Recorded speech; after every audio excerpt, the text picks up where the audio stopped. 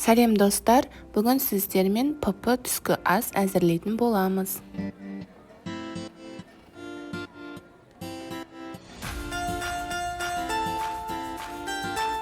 Достар, менің каналымда үнемі ПП рецепттер болады, сондықтан міндетті түрде тіркеліп кетіңіздер.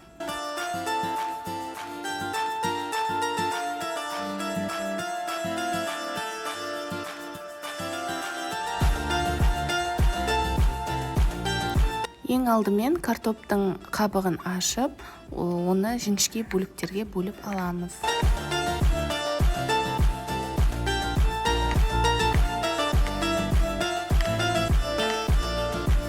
Одан кейін сарымсақты ұсақтап саламыз, зәйтүн майын, әртүрлі дәмдеуіштер, қалауыңыз бойынша және тұз, бұрыш салып, жақсылап араластыратын боламыз.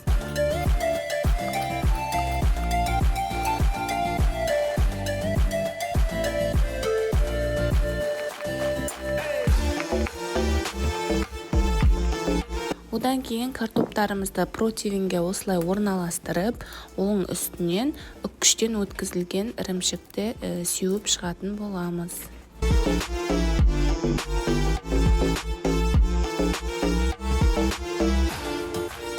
Барлықтарыңызға ас болсын, көрермендер!